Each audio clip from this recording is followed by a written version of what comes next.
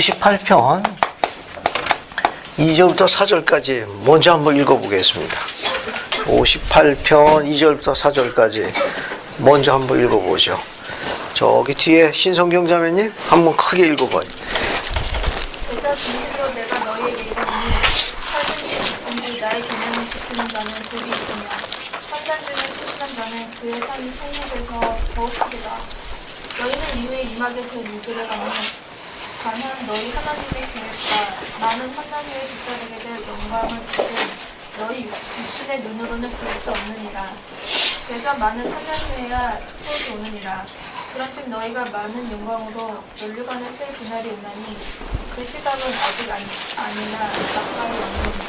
감사합니다. 여러분 그 교리야성약 58편 앞에 서문 요약문에 보시면 연도가 나와요. 언제 주어진 겁니까? 1831년 8월 1일 미주리주 잭슨군 시온에서 주어진 겁니다. 그게 교회가 조직된 지 얼마 안 돼서 주어졌기 때문에 당시 있던 초기 성도들은 하나님 왕국의 영광스러움에 대해서 이해하기가 쉽지 않았을 거예요. 그래서 그 당시 주어졌던 여러 가지 많은 환란으로부터 그들이 그것을 극복해야 했습니다. 그럼 시련과 그런 환란이 임한 이유가 뭐냐? 여러 가지 이유를 갖고 있는데 그런 요소들을 묘사해 놓은 거예요. 그래서 1절 밑에서 두 번째 줄 보면은 여기 보면 또한 내가 너희를 보내 이 땅에 관하여 내가 뜻하는 바를 내게서 배우라.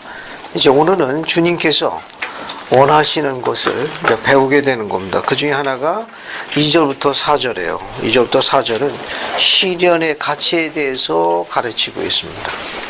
2절부터 4절까지는 시련 혹은 고난 혹은 환난 다 좋습니다. 다가 좋아요. 다 같은 표현. 이 시련은 두 가지로 나눠져요. 고통이 될 수도 있고 가치를 가져오기도 합니다. 이 가치는 축복을 이야기합니다. 그러니까 시련이 고통을 가져올 수도 있고 또 시련이 축복이라는 가치를 가져올 수도 있습니다. 그것은 어떤 중요한 요소가 하나 있는데 그게 바로 뭐냐면 신앙이라는 요소입니다. 시련이 닥쳤을 적에 신앙을 행사하면 시련이 축복으로 전환되는 가치를 얻게 되는 반면에 신앙을 행사하지 않으면 시련은 고통만 남게 됩니다. 그래서 2절부터 4절까지는 그러한 원리에 대해서 시련이 갖고 있는 요소를 설명해 주고 있다는 거. 그래서 한번 정리를 해볼게요. 우선 58-1 성구 빈칸 채우기가 있어요. 그래서 58편 2절하고 4절에 성구를 옮겨 적어 보시는 겁니다. 그러니까 유인물에 보면 그 빈칸으로 정리해 놨어요. 옮겨 적어 보세요. 유인물 58-1을 보시고 옮겨 적는 겁니다.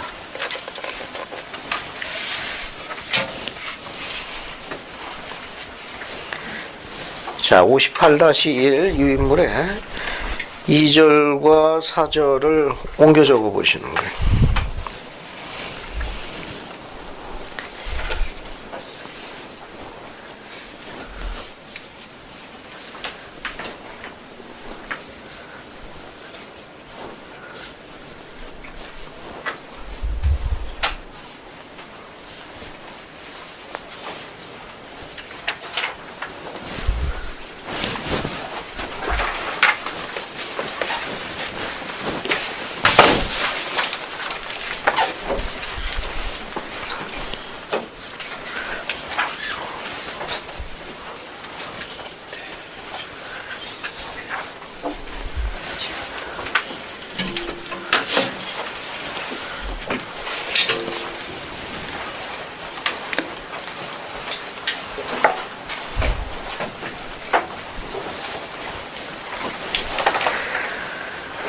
자, 다 적으셨으면 여러분 그 유인물에 보면 대저 진실로 내가 너희에게 이르노니 찾았습니까? 네. 그 유인물을 보세요.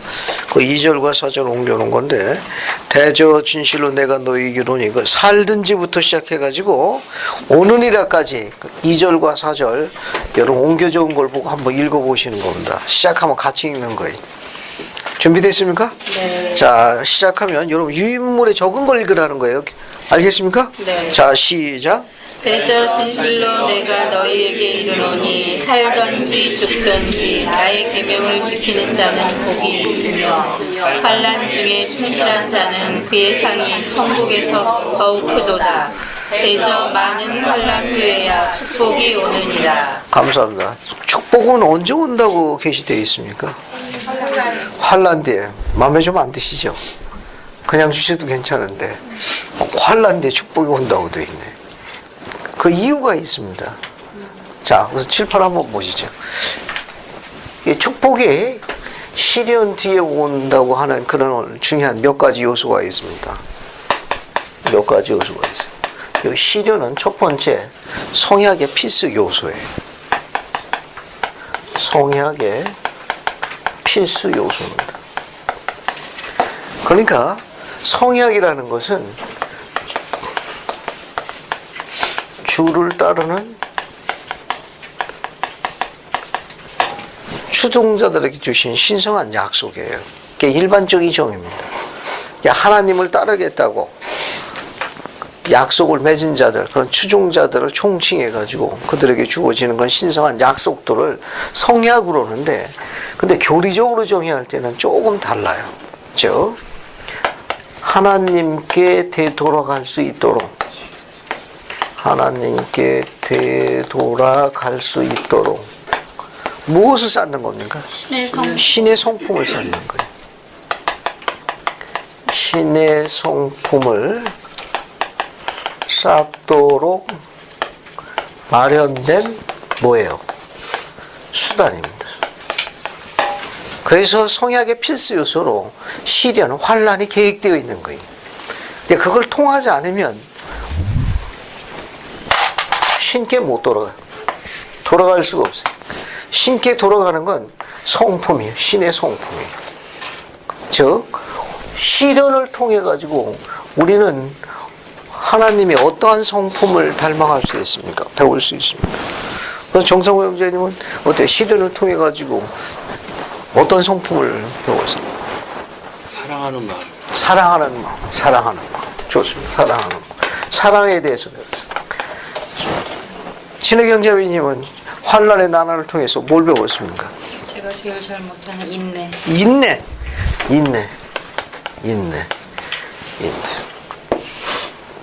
이영희 자매님은 시련의 나라를 통해서 신의 성품과 어떤 걸 특히 공부해 봤습니까? 저는 오래 참는 거를. 오래 참는 거. 오래 참는 것이 네. 성품이에요. 박규석 현재는 평강 가운데 있어가지고. 시련이 없습니다. 아니, 얼굴에 계속 있어? 예, 여기 나와 있는데, 오래 참음. 오래 참. 이신경 자매님은 시련의 나라를 통해서 어떤 성품에 대해서 접촉하게 되고 배우게 된 것 같아요? 그 그리스도에 대해서 더 많이 생각해요. 아, 그리스도에 대한. 속성. 그러죠. 그래서 옛날에는 그게 남의 이야기인데 네. 겪으면 그냥 내 이야기 같고 꼭 나의 구세주가 같고. 그리스도에 대한 속죄에 대한 것. 그리스도의 속죄. 뭐 여러 가지 많죠. 그래도 뒤에 있어가지고 여유를 찾고 있는 연수정 자매. 가끔 대답을 한번 해야지. 거기서 평강을 누리고 있는. 그 시련을 통해서 혹시 뭐 배우고 익힌 거, 성품 같은 거 가운데, 성품도 아니고 뭐 다른 경험도 좋고.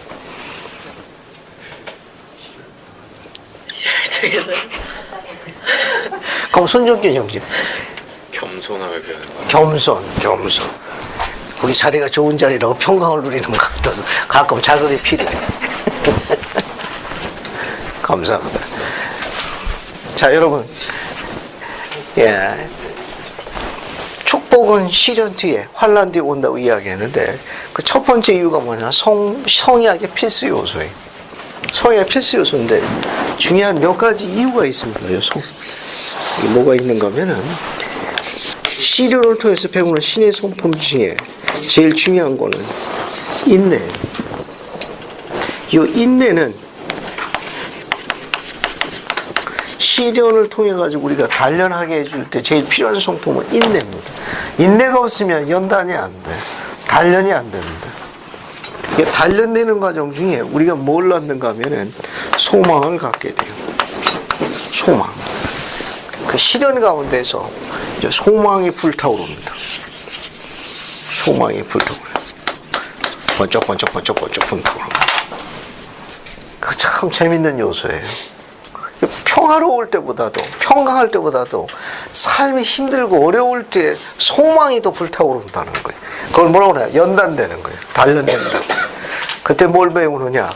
그리스도에게 집중함으로 인해 가지고 인내라는 성품을 배우고 단련됨으로 인해 가지고 그분께 향함으로 인해 가지고 소망이 자꾸 불타오르는 거예요. 시련이 없으면 이런 과정을 공부를 못 합니다. 그래서 로마서 5장 3절부터 5절까지 한번 읽어볼게요. 박준호 형님 한번 찾아서 읽어볼게요. 로마서 5장 3절부터 5절까지입니다.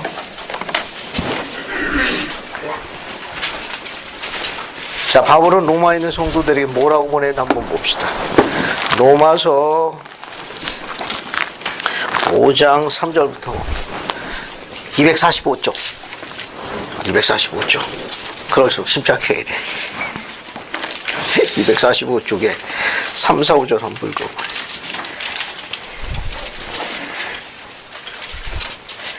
3, 4, 5요? 3절부터 5절까지. 다만 이뿐 아니라 우리가 환난 중에도 즐거워하나니 이는 환난은 인내를, 인내는 연단을, 연단은 소망을 이루는 줄 아미로다. 소망이 우리를 부끄럽게 하지 아니함은 우리에게 주신 성령으로 말미암아 하나님의 사랑이 우리 마음에 부은 바 됨이니. 야, 됐어요. 잘 읽었어요. 부들부들 떨리느라고 수고했어요. 이 말은 뭐냐면은 바울은 왜 환난 가운데도 즐거워야 된다고 가르쳤습니까? 여기 네? 환난 중에 왜 이렇게 즐거워하라고 그랬어요? 여기 보면 바울은 로마에 있는 성도에 편지를 보냈거든요. 우리가 환난 중에도 즐거워하나니. 왜 즐거워하느냐? 거기 보면 거기 보세요. 거기 보면 시련은 우리에게 어떤 성품을 키워줍니까? 인내라는 성품, 연단을 통해 가지고 인내라는 성품을 키워줍니다. 인내라는 성품을 키워줄 뿐만 아니라 또 뭐에 대한 큰 소망을 갖게 돼요. 그리스도에게도 점점 집중함으로 인해 가지고 살아있는 큰 산 소망을 더욱더 갖게 해줍니다. 그래서 시련은 성약의 필수 요소예요. 또 중요한 게 있습니다. 두 번째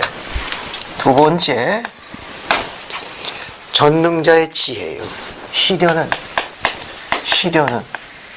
전능자의 지혜입니다. 전능자의 지혜. 지혜라고 해요. 왜 지혜라고 그러는가 하면은 때때로 개인적인 시련이 임하는 까닭이 있어요. 그러니까 시련은 전능자의 지혜라고도 얘기하는데 때때로 개인적인 시련이 임하는 이유가 있습니다. 이 말은 뭐냐면 하나님이 보시는 시각하고 우리가 보는 시각하고 같다는 겁니까? 다르다는 거예요. 그러니까 우리가 보는 시각하고 하나님이 보시는 시각하고는 차이점이 있다는 거예요. 예를 들어서 우리에게 개인적인 시련이 임하는 이유 중에 하나는 뭐냐면 그 중에 하나는 전능자의 지혜예요. 그 지혜 중에 하나가 뭐냐면은 앞으로 임할 더 큰 환난을 예비하기 위한 지혜가 담겨져 있습니다. 앞으로 임하게 될 더 큰 환난을 대비케 하기 위해서.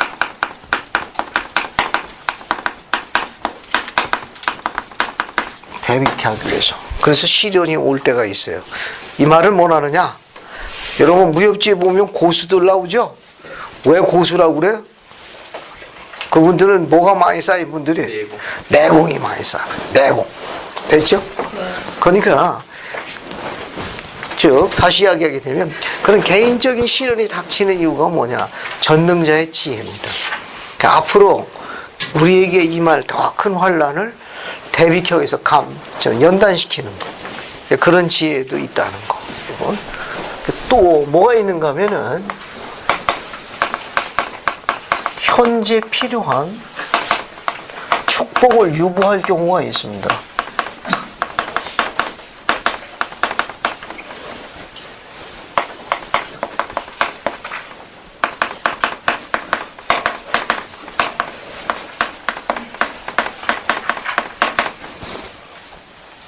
그러니까 현재 필요한 축복을 유보하는 까닭이 있어요. 그 이유는 더 큰 축복을 예비하고 계시기 때문입니다.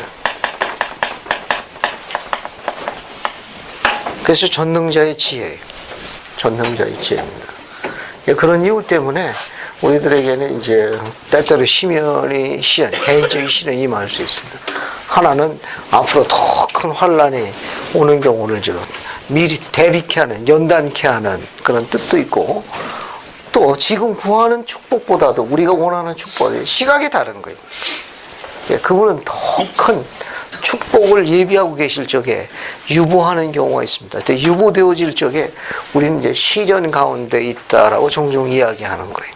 하지만 신앙으로만 바라볼 수 있으면 그 기간에 굉장히 발전하는 겁니다. 이게 아주 발전해요. 이게 전능자의 지혜라고 그럽니다. 또 어떤 게 있는가 하면은 연등하면 세 번째로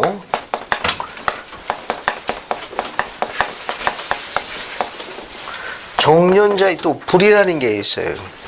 이것도 주님의 전능자의 지혜 중에 하나입니다. 그 드라마가 지금 기억이 왔다 갔다 한다고. 여러분 혹시 예전에 태왕사신기라고 기억하세요? 석시대에서 있던 드라마 중에 하나인데 거기 보면 이제 강철검 시리즈가 나와요. 강철검을 만들기 위해 가지고 그 쇠를 어떻게 하죠? 시뻘겋게 달궈가지고 그 다음에 시뻘겋게 달군 다음에 때리죠. 네. 그 화학을 전공하는 학생이 그 이야기를 했더니 과학적으로 두 가지 재밌는 이야기를 해주었어요. 그 쇠가 굉장히 단단하거든요. 근데 그 쇠가 아주 부드럽게 변형시킬 수 있기 위해서는 불에다 담금질을 해야 된답니다. 시뻘겋게 달궈야 된다. 아주 시뻘겋게 달궈가지고 가장 시뻘겋게 달궈졌을 적에 때려야 된다네. 때려야 된답니다. 그래서 시뻘겋게 달궈진 그 상태에서 때리면은 어떻게 되느냐? 몇 가지 재미있는 현상이 벌어진답니다. 이게 시뻘겋게 이렇게 담금질을 해가지고 그게 달궈지게 되면 그게 그 안에가 그게 변형이 일어난대요. 쇠가 바뀐답니다. 그 다음에 때리게 되면 굉장히 유연하게 부드러워진다네. 그러고 난 다음에 식으면은 쇠가 엄청 강해진대요. 엄청 강해진답니다. 그래서 그걸 정련자의 불이라고 그러니까 주님께서 그분의 지혜로 우리들을 어떻게 할 수 있습니까? 강철검을 만들고 해가지고 시뻘겋게 담근질 하셨다면 그 다음에 뭘로 하십니까? 망치로 뭐 하는 거예요? 치신다는 거예요. 그래야만 변형이 일어나가지고 어떻게 되느냐? 아주 부드럽게 된다는 거예요. 그것이 끝나게 되면 엄청 강하고 질긴 강철검이 된대요. 그러니까 정련자의 불은 종종 시련과도 동의어로 많이 씁니다. 그렇다면 존 테일러 회장님의 가르침은 시사하는 바가 많아요. 존 테일러 회장님은 이게 정련자의 불에 대해서 뭐라고 설명했는가 하면 때때로 하나님께서는 우리 마음을 굉장히 아프게 하신다는 거예요. 우리 마음을 때때로 하나님께서 우리 마음을 너무너무 아프게 하신다. 우리가 큰 거 원하는 거 아니거든. 그래서 쬐깐한 거 절기마다 그저 조그만 거 한두 가지씩만 이루셔도 위로를 얻으려는데 그것도 안 해주시거든. 그래서 어떨 때는 굉장히 마음을 상처를 받고 가슴 아픈 경우가 있을 수 있답니다. 왜 그때 그렇게 정년자의 불처럼 담금질을 하는 시련의 나날 속에서 그것도 망치로 쇠망치로 치는 고통의 나날을 허락하신 이유가 뭡니까? 불로 담금질을 당하고 쇠망치로 맞을 적에 존 텔레의 말씀대로 가슴이 엄청 아픈 경험을 하게 되는데 왜 그걸 허락하시는 이유가 뭐죠? 왜 이렇게 아프게 허락하십니까? 우리 그런 게 없어도 주님 섬기고 착실하게 열심히 성실히 살아가는데 왜 그 시뻘건 담금질을 한 다음에 쇠망치로 그렇게 때리시고 치시면서 우리를 아프시게 하는 이유가 뭐예요? 그런 걸 통해서 네. 다른 사람을 진짜 가슴으로 이해할 수도 있고요. 또 그걸 견디고 나면 내가 성장한 느낌을 받게 돼요. 그 고비를 딱 느끼면 그냥 내가 조금 그래도 발전했구나. 그걸 통해서 그런 느낌들을 받는 감사합니다. 같은 맥락인데 존 토일러장이 뭐라고 했는가 하면 주님께서 주시고자 하는 축복을 예비하고 계신데 그 축복을 담을 그릇이 필요하답니다. 담을 그릇을 준비케 하기 위해서 주님께 행하시는 과정 중에 하나가 뭐냐 하면 그릇을 담게 우리가 너무 딱딱하게 세상 것으로 굳어져 있는 상태가 될 때는 부드럽게 만들고 해가지고 그 정년자의 불을 허락하신다고 설명하셨어요. 그러니까 우리가 주님의 축복을 담는 그릇이 되기 위해서는 우리가 부드럽게 돼야만 주님이 원하시는 그릇으로 만들어질 수 있어요. 그릇을 만들기 위해서는 어떻게 해야 돼? 그 쇠를 정년자의 불로 담금질하고 망치로 때려야 합니다. 왜? 굳어져 있으면은 그릇을 만들어서 담을 수가 없는 거예요. 주님께서 그분의 뜻과 그분의 영광과 그분이 갖고 계신 크신 사랑과 축복을 우리에게 전달해 주셔서 담고자 하실 적에 그때 우리 마음을 너무너무 아프게 하는 정년자의 불을 허락하셔서 우리를 담금질하시고 망치로 치신다고 설명했습니다. 이유는 딱 하나예요. 우리를 뭐 하기 위해서? 세상 것에서 너무 굳어진 거예요. 너무 굳어진 거예요. 굳어진 걸 뭐 하기 위해서? 부드럽게 하기 위해서 하시는 일련의 과정을 정년자의 불이라고 그래요. 됐습니까? 이것도 전능하신 분의 지혜 중에 하나입니다. 또 시련의 다른 요소 하나가 더 있습니다. 하나님의 섭리. 하나님의 섭리. 하나님의 섭리. 이게 섭리니까, 요거는 섭리라는 말은 하나님의 다스림, 그와 같은 뜻이에요. 다스림. 혹은 계획. 뭐 같은 표현이 될 수 있어요. 하나님의 섭리, 하나님의 다스림, 하나님의 계획. 따라서 하나님의 섭리에 의해 가지고 하나님 계획의 중심에 들어선 증인으로 분류될 때가 있습니다.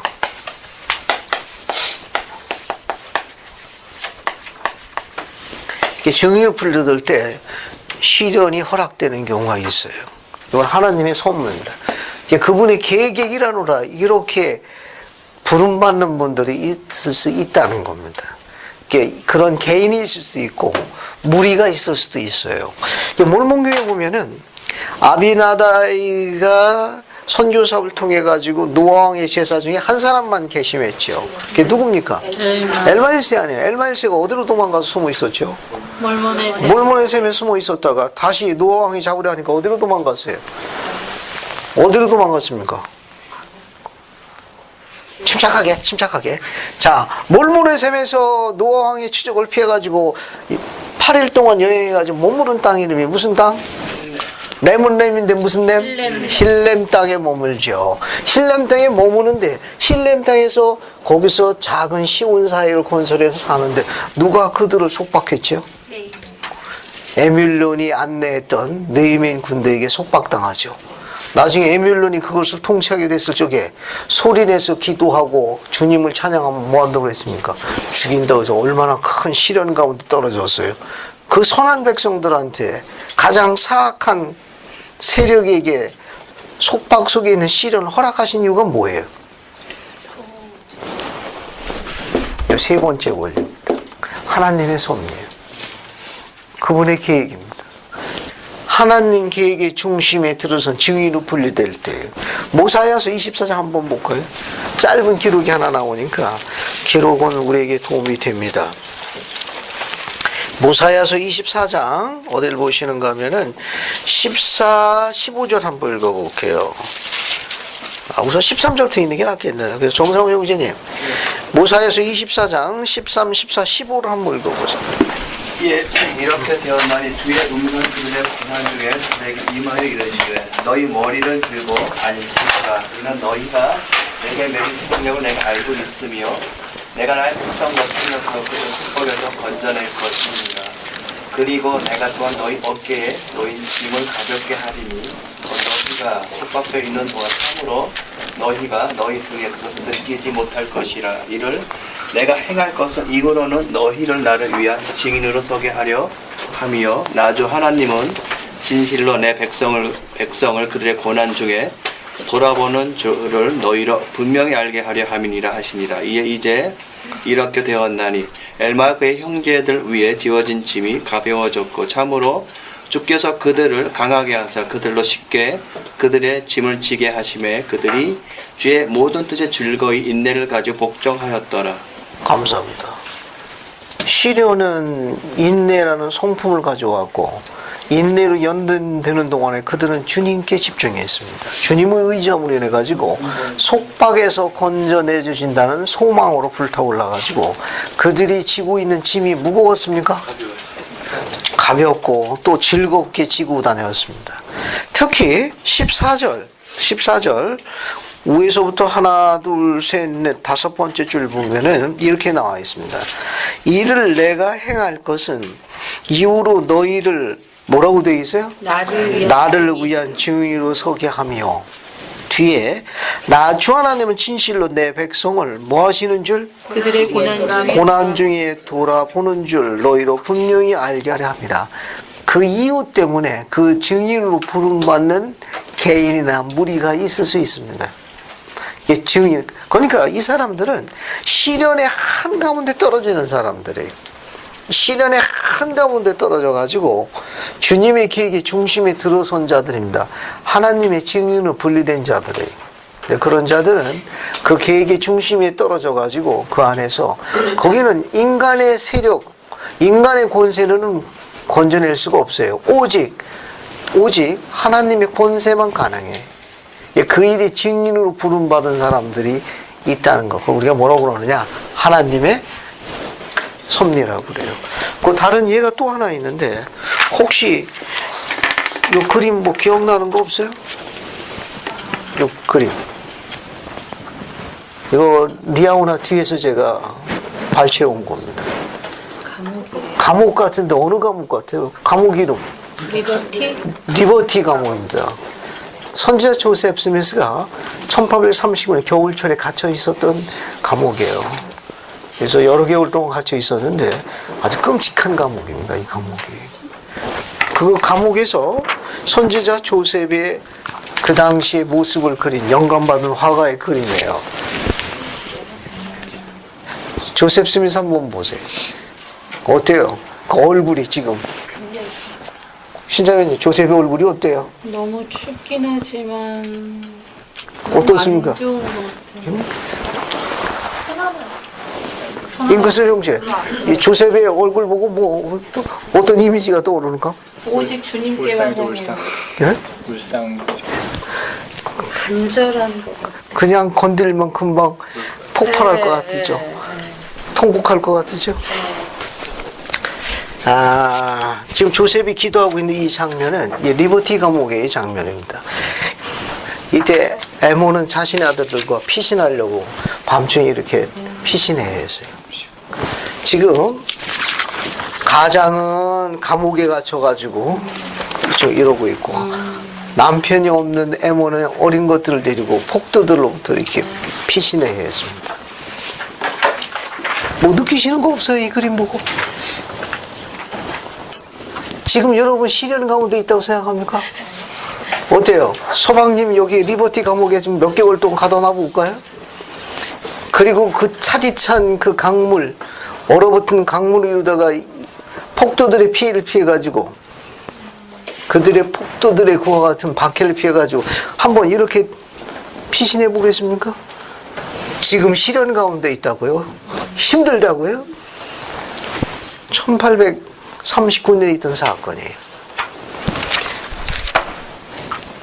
그러면 우리는 주님께 감사할 이유를 갖고 있습니다. 뭐까지? 지금 여러분이 시련이라고 하고 있는 것까지도 감사해요. 안 그러면 여기 들어가든지. 알겠어요? 이것도 싫으면은 이렇게 짜질머지고 이렇게 한번 얼음 위를 걷든지. 두 개가 싫으면 가만히 있는 거예요. 감사해야 돼요. 지금 우리가 시련이라고 하는 거는 초창기에 있었던 선지자 조셉이나 의로운 당신의 종들이 겪었던 거 보면 우리는 지낼만 한 거예요. 견딜만 한 겁니다. 감사해야 돼요. 사소한 곳에 목숨 걸고 집착해야 하고 싸우지 말아요. 이번 학기 공부할 적에 복음 안에 흔들리지 않고 굳게 서는 원리를 설명했습니다. 5가지가 있었는데 그 중에 첫 번째가 뭐라고 그랬죠? 찾지 말고 고난 중에 인내하라. 두 번째가 뭐예요? 욕하는 자에 대해서 욕하지 말라. 첫 번째가 따라하십시오. 고난 중에 인내하라. 고난 중에 인내하라. 욕하는 자에 대해 욕하지 말라. 욕하는 자에 대하여 욕하지 말라. 세 번째가 뭐죠? 두 번째까지는 잘했어요. 내 가정을 다스려 굳건하라. 무엇으로? 온유함으로. 내 온유함으로 내 집을 다스려서 굳건히 하라. 내 온유함으로 내 집을 다스려 굳건하라. 온유함으로 다스리라고 했습니다. 교례서야 31편 9절부터 13절까지 내용을 설명하고 있는 거예요. 네 번째가 뭐죠? 유혹에 들지 않도록 항상 기도하라. 항상 기도하고 있어요? 어디 대답이 없습니까? 5번째가 뭐예요? 끝까지 충실하라. 정상은 이제 끝까지 충실하라. 따로 하십시오. 끝까지 충실하라. 이게 복음 안에서 흔들리지 않고 굳게 서는 5가지 원리예요. 됐습니까? 잘 기억하세요. 그 중에 첫 번째는 뭐냐? 고난 중에 뭐 하는 거예요? 인내하라는 거. 두 번째는 욕하는 자 욕하지 마세요. 교회 회원들끼리 싸우지 말라 그런 말이에요. 그 사소한 거 가지고 시비 논하지 마세요.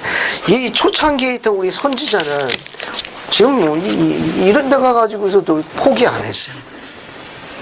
하나 더 하고 뒤로 넘어갈게요. 하나 더 하고 이게 시련에 주어지는 축복 중 하나가 뭐냐면은 선지자 조셉은 이 리버티 감옥에 갇혀 있을 적에 가장 인생의 삶의 시련의 맨 밑바닥에 있어서 끔찍한 장소예요. 하지만 이때 주어진 그 아름다운 계시가 교례서약 121편, 122편이에요. 찾지 마세요. 앞에 보세요. 중요한 거 설명 안 하고 넘어가려고 그럽니다. 리버티 감옥에 있었을 때 왜 조셉은 지금 여기 있는 것처럼 그렇게 고통스러웠을까? 조셉이 제일 힘들었던 게 뭐 때문에 제일 힘들었을 것 같아요? 이 리버티 감옥에 갇혀있던, 물론 춥고 배고프고 이루만 할 수 없어. 이건 뭐 1839년 당시라니까 그 시스템이라는 건 짐승만도 못한 데에서 머무르고 있었던 거예요. 춥고 배고프고 말할 수 없는 압박 가운데 있던 조셉이 이 감옥 안에서 제일 힘들었던 게 뭐가 제일 힘들었던 것 같아요? 감사합니다. 이게 가끔 우리 박신호 형제가 감동 주는 말을 가끔 해요. 자, 찬송과 가사가 생각나죠? 마음심이 떨린다고. 감사합니다. 여러분 유인물 첫 장 좌측편 맨 중간 밑에 분 중간에 인용문이 하나 있습니다. 찾았어요? 네. 거기 보면 시련이 고통스러운 까닭은 찾았습니까? 네. 그거 한번 읽어볼게요. 유상가 감독님 그거 한번 읽어보세요. 시련이 고통스러운 까닭은 긴 안목에서 볼 때 결국 인간이 가장 큰 상실감과 깊은 불행을 느끼는 것은 마음에서 우러나오는 영혼의 외침에 대하여 주님께서 응답해 주시지 않는다는 하늘의 긴 침묵과 무응답에서 오는 좌절감을 품게 될 때이다. 감사합니다. 우리가 제일 힘든 건 뭐냐? 큰 상실감과 좌절감을 맛보는 것은 시련의 나날의 가장 힘든 고통의 가장 깊은 골짜기에 던져져 있을 적에 의지할 건 그분뿐이 없는 거예요. 조셉은 의지할 건 그분뿐이 없습니다. 주님을 부를 간절히 울며 그분을 불렀습니다. 주여 어느 휘장 어느 장막대에 숨어 계셔서 돌아보지 아니하는가. 그게 너무 힘들었던 거예요. 우리가 살면서 제일 힘들 때는 언제냐? 조셉과 같이 삶의 가장 힘든 영혼의 골짜기에 떨어져 있을 적에 하늘의 긴 침묵이에요. 혹시 나를 버리시진 않았는가? 혹시 내 입에서는 그 말을 듣고 계시진 않는가?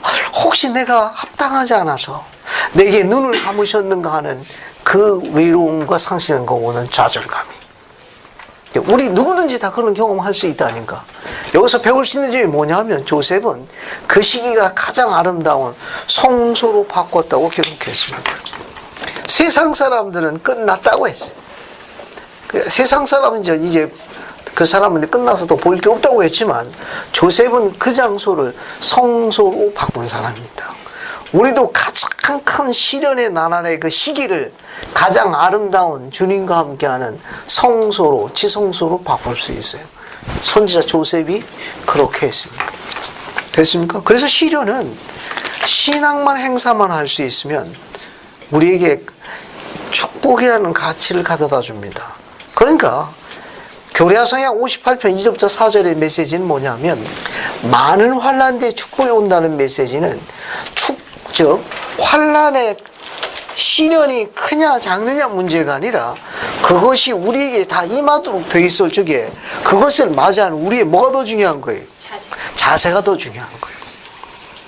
그 시련이 크고 작고 사이즈가 크냐 작은냐의 문제가 아니라 그것이 우리에게 임했을 적에 우리가 그 시련을 어떻게 맞이하는 우리의 마음가짐과 자세에 달려있어요. 신앙을 행사하게 되면 우리는 인내라는 성품, 신의 성품을 배우고 연단이 되어짐으로 해가지고 환난을 대비케 되고 더 큰 축복을 받을 수 있는 주의 그릇으로 그릇이 커지는 거예요. 그리고 그리스도에 대한 산소망으로 활활 타오르게 되는 축복을 갖습니다. 그것이 지금 앞부분에 나와 있는 메시지 내용이에요. 그리고 여러분 유인물 우측편 맨 밑에 봅시다. 우측편 맨 밑에 봤어요? 네. 거기 뭐 욥기 23장 10절을 적어놨죠? 네. 그거 나의 가는 길부터 나오리라까지 같이 다 읽어보겠습니다. 시작하면 같이 읽어보겠습니다. 자, 시작. 나의 가는 길을 오직까지 하나니 그가 나를 달려가는 후에는 내가 전문같이 나오리라. 감사합니다. 구약 시기에는 광석을 채취해가지고 그냥 그 시뻘건 그런 거 녹이는 그거 담금질하는 용광로에서 몇 번 담금질했다고 그래요? 재련을 7번. 7번 했대. 7번. 그 광석을 그 용광로에 집어넣고 그 불르다 담금질하는 걸 7번 재련하고 난 뒤에야 정금으로 뽑았다고 그래요. 재밌죠? 그러니까 주님께서도 고대에 있는 사람들이 그 광석으로부터 정금을 만들 때는 정련자의 불이 7번 임했답니다. 우리도 그런 것을 염두에 두고 시련이 닥쳤을 적에 그런 지혜와 섭리에 순응할 수 있으면 복을 받을 수 있을 거예요. 그러면 이제 나머지 여러분 쭉 읽어보고 22절 단어 하나 공부하고 넘어갈게요. 58편 22절 봅시다. 거기 보면 그런즉 다스릴 권한을 가진 그가 예수 그리스도의 권능을 이야기하는 거예요. 즉 다스릴 권한을 가진 그가 즉 그리스도께서 갖고 계신 권능을 이야기합니다. 다스려 모든 원수를 자기 발 아래 복종하기까지 이게 복종된 이게 가능한 거예요. 그렇게 될 때까지는 너희는 현존하는 권세에 복종하라. 현존하는 권세는 어떤 걸 이야기합니까? 오늘날 정부 지도자들 정부의 권력에 순종해라 그런 거예요. 정부의 권력에 순종해라. 그렇게 이해하시면 되겠어요. 그 단어는. 그 다음에 58편 26절부터 29절도 많이 인용하는 성구 중에 하나예요. 58편 26절부터 29절까지도 아주 많이 인용하는 성구 중에 하나입니다. 이 성구도 한번 읽어보도록 하죠. 아주 재밌는 성구예요. 김권영 씨 26절부터 29절까지 한번 읽어봐요. 58편 26절부터 29절까지. 이는 보라 내가 범사에 명령해야 함은 적절하지 아니함이라 무릇 범사에 강요 당하는 자는 게으르고 현명하지 못한 종이니 그런즉 그는 아무 상도 받지 못하느니라. 진실로 내가 이르노니 사람은 모름지기 훌륭한 대업에 열심히 노력하여 자신의 자유의사로 많은 일을 행해야 하며 많은 일을 이룩해야 하느니라. 이는 능력이 그들에게 있고 이로써 그들이 스스로 선택의지를 행사하는 자가 되는 까닭이니 사람이 이 선을 행하는 만큼 결코 자기의 상을 잃지 아니하리라. 그러나 명령을 받기까지는 아무 일도 하지 않다가 의심하는 마음으로 명령을 받고 그것을 게을리 지키는 자 그는 정죄를 받느니라. 감사합니다. 여러분 거기 27절과 28절은 아주 많이 인용되어지는 주요 성구예요. 자, 27절과 28절 가운데 특히 28절 밑에서 세 번째 줄 봐요. 사람이 무엇을 행하는 만큼 선을 행하는 것만큼 결코 뭘 잃지 않는다? 자기 상을 잃지 않는다. 두 가지 중요한 게 하나 있습니다. 중요한 게 뭐가 있는가 하면 여기서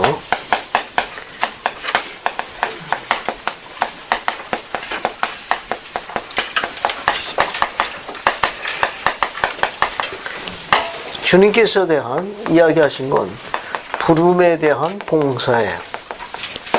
부름에 대한 봉사할 적에 주님은 결코 빚지지 않는 거.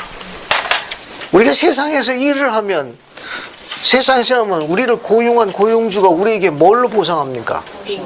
임금, 싹을 주는 거 아니에요. 그죠? 우리가 밖에서 일을 하게 되면 우리를 고용한 고용주가 뭘 줘야 돼? 싹을 주는 게 맞는 거예요. 그럼 우리는 부름받은 종으로서 어느 사업에 부름받았습니까? 주님의 사업, 하나님의 사업. 따라서 하나님의 사업, 이 왕국의 CEO는 누구예요? 최고 CEO는 예수 그리스도예요. 그럼 우리는 일을 하면 그 CEO가 우리에게 뭘 줘야 돼? 싹을 줘야 돼. 임금을 줘야 되는 거예요. 그러면 세상의 CEO도 임금을 주는데 가장 최고의 CEO 우리에게 더 큰 걸 주시는 게 맞는 일이에요. 따라서 주님은 결코 빚지지 아니하십니다.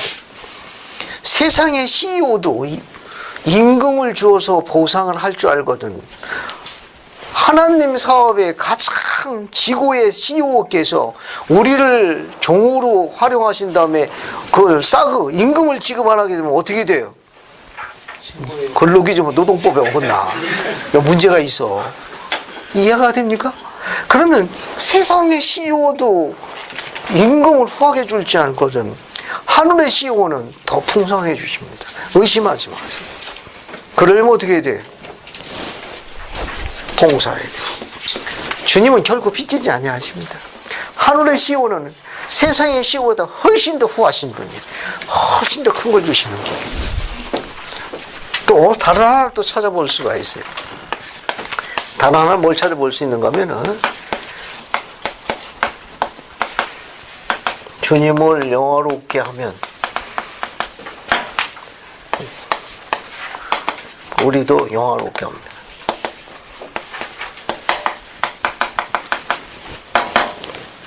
사람이 선을 행하면 자기 상을 잃지 않는다는 말은 뭐냐?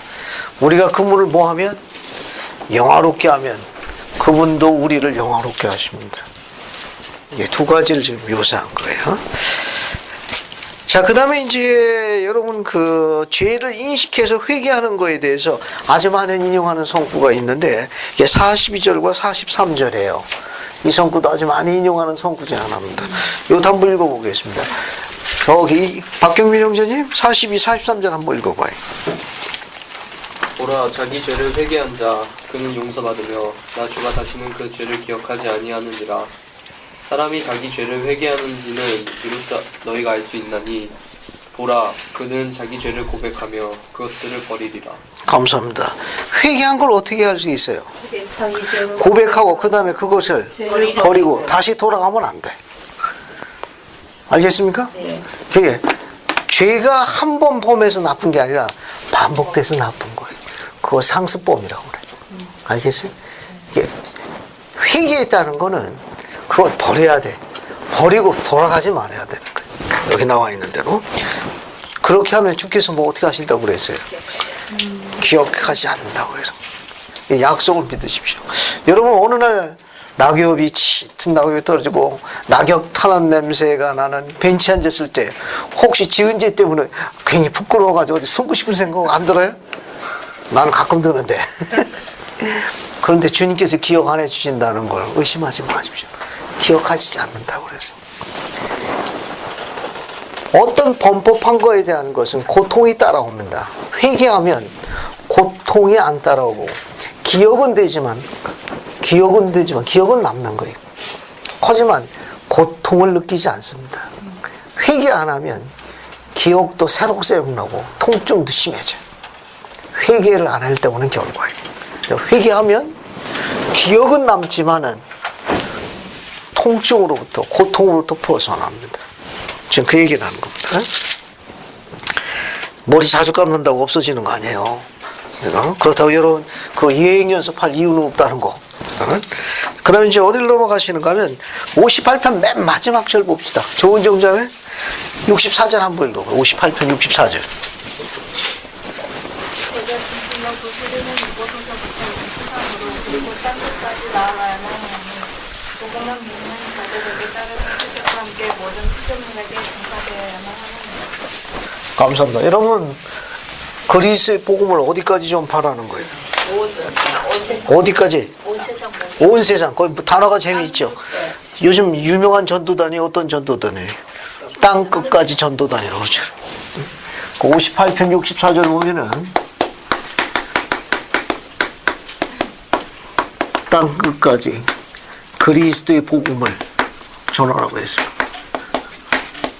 복음을 전하라.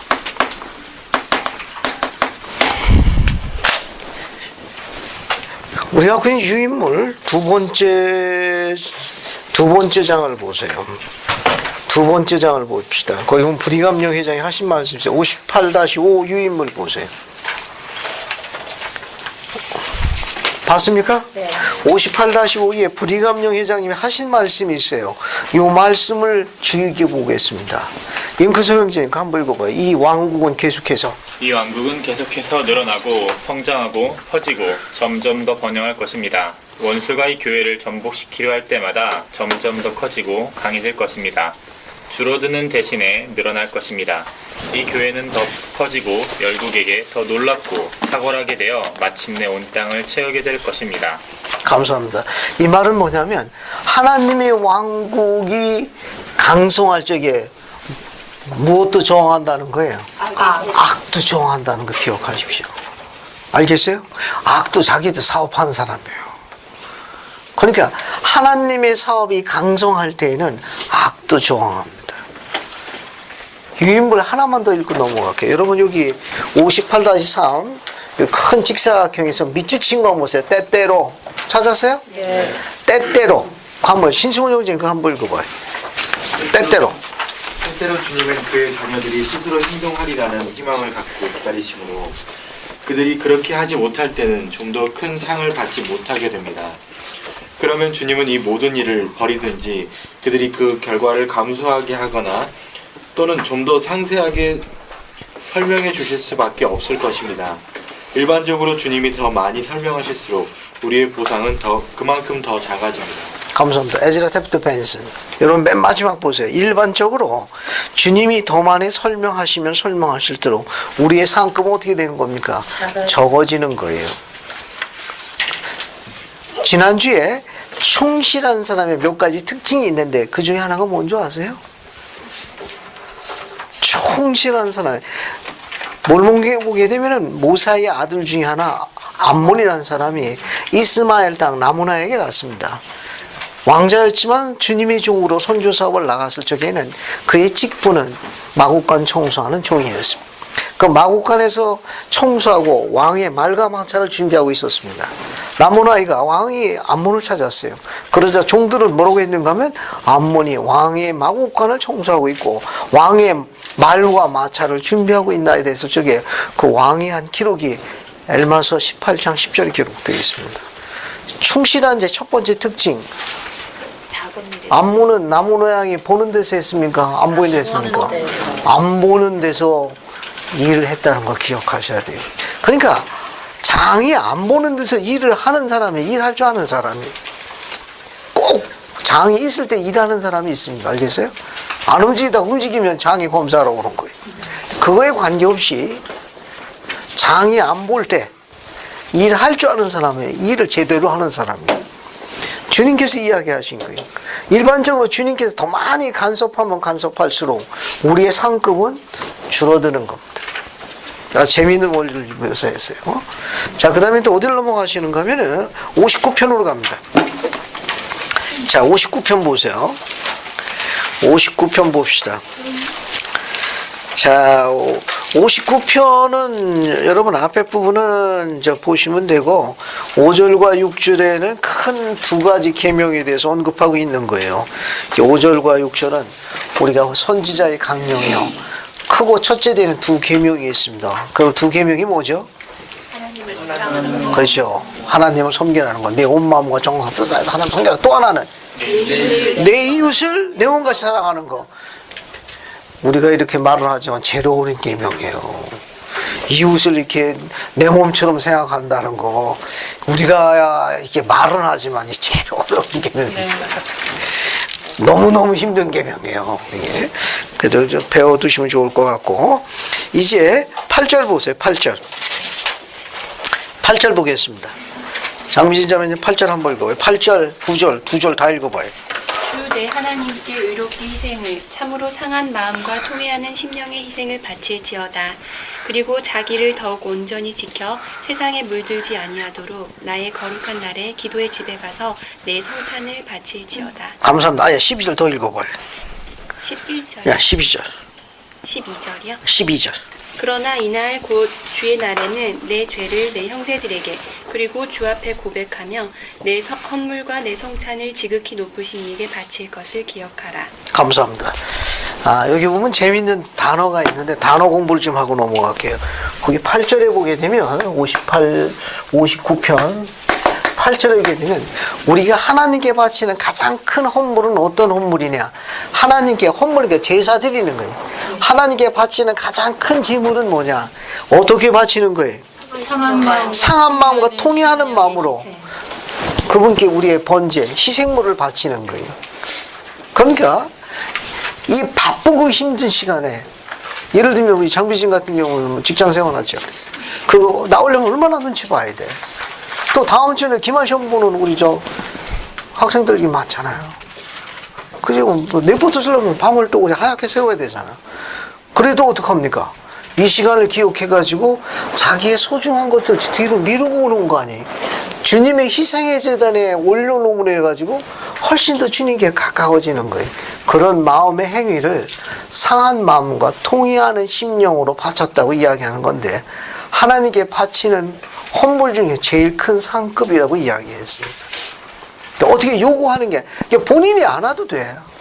본인이 그 자기 합당한 힘에 따라서 할 수 있지만 그래도 그분을 사랑한다는 이유 하나만으로 그분의 말씀을 잡기 위해서 자기의 소중한 것들을 희생의 재단에 올려놓은 거예요. 그런 바치는 행위를 우리가 교리적으로 뭐라고 하는가 하면은 상한 마음과 통회하는 심령으로 희생을 바쳤다고 그러는 거예요. 이게 상급 중에 제일 큰 상급이고 제일 큰 하나님께 바치는 제물이에요. 이 상이 크다고 했습니다. 이런 자들에게는 뭘 약속했는가 하면 앞에 봐요. 앞에 이렇게 상한 마음과 통회하는 심령으로 하게 되면 3절 보세요. 3절 위에서부터 세 번째 줄 봐요. 이는 찾았어요? 네. 이렇게 상한 마음과 통회하는 심령 희생을 바치는 자는 그들이 땅의 좋은 것들을 상으로 받을 것이고 땅은 그 힘을 내어 열매를 줄 것이다. 이렇게 약속하셨습니다. 4절 첫 줄 봐요. 위에서부터 오는 축복으로 뿐만 아니라 그뿐 아니라 적지 아니한 계명으로 때맞춰 주시는 계시로 뭘 쓰게 된다? 멸류관을 쓰겠다고 약속해 주셨습니다. 이렇게 상한 마음과 통회하는 심령으로 희생을 바치는 자들에게는 뭘 약속했느냐? 땅에 좋은 것을 상으로 받고 멸류관 쓰게 해주겠다라고 약속하셨어요. 위로가 됩니까? 네. 지금 위로가 많이 되네요. 지난주 말고 이번 주에 오신 분들 약속이 이렇게 돼 있는 거예요. 그럼 지난주 안 온 분들 섭섭하다고 그러겠죠. 이 계시의 말씀 아주 재미있습니다. 이게 하나님께 바치는 제물 중에 가장 큰 상급은 뭐냐? 상한 마음과 통회하는 심령으로 제물을 그분께 올려놓는 거예요. 그분의 제대. 그런 자들에게는 약속하죠. 땅에서 나온 좋은 곳으로 상으로 받고 내가 승리의 면류관을 얹어주겠다. 이렇게 약속했습니다. 그러면 상한 마음은 무엇이며 통회하는 심령은 어떤 것을 이야기하는지 옆에 있는 반원과 1분 동안 디스커션 해보세요. 자, 그러면 상한 마음과 통회하는 심령으로 바쳐야만 땅에서 좋은 곳을 상 주시고 면류관 쓰게 해준다고 그랬으니까, 그럼 상한 마음은 어떤 마음이고 통회하는 심령은 어떤 게 통회하는 심령인지 옆에 있는 반원하고 의견을 한번 좀 나눠보고 정리를 해봅시다. 용어 정리를 한번 해볼게요. 옆에 있는 반원하고 같이 이야기하라고 그랬습니다. 뭐가 상한 마음이고 뭐가 통회하는 심령인지 의견을 좀 나눠봐요.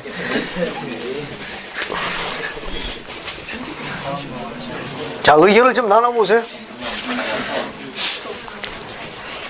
자, 상한 마음은 어떤 거고 통회하는 심령은 어떤 게 이렇게 희생을 바쳐라 그래. 그러면 좋은 상 주시고 면류관 주신다고 그랬으니까.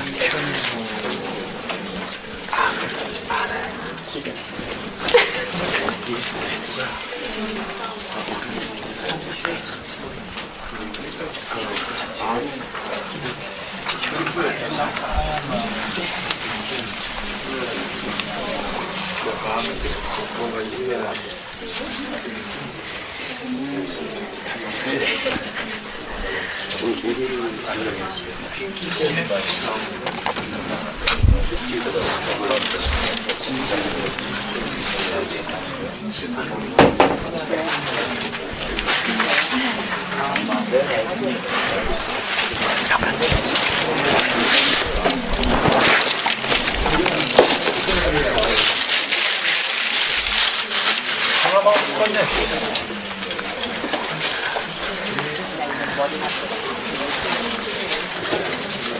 원장님, 때 맞춰 주시는 계시가 응답이에요. 때 맞춰 주시는 계시가 응답이에요. 어떤 거예요? 시점에는? 또 때 맞춰 주시는 계시, 이게 응답이에요. 네.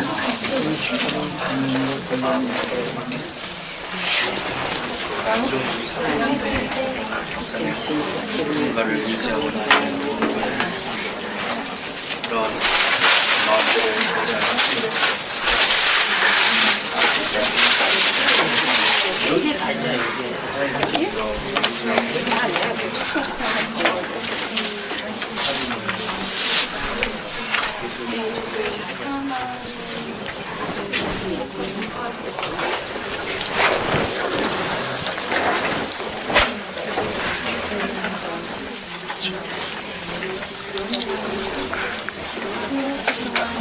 자, 이제 앞에 보세요.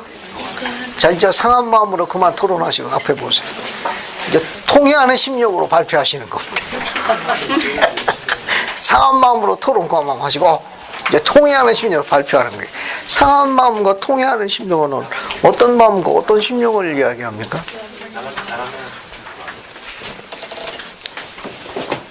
백인우 형제님. 겸손해지고 온유해지는 상한 마음. 그래, 겸손하고 온유한 마음으로. 어쩐지 백 형제가 지금 겸손하고 온유해 보이는 것 같아요. 그럼 통회하는 심령은? 그것으로 인해 저 상한 심령은 좀 이야기했고, 통회하는 심령은? 우리가 회개할 때 애통하는 마음을 가지잖아요. 애통하는 마음 갖는 거. 여러분, 그냥 답변하면 다 맞는 거예요. 자, 우리가 생각하는 이 단어는 비슷한 의미를 갖고 있는데, 용어 정리를 하면 아주 재미있습니다. 발표에 감사드립니다. 이렇게 앞에 보세요.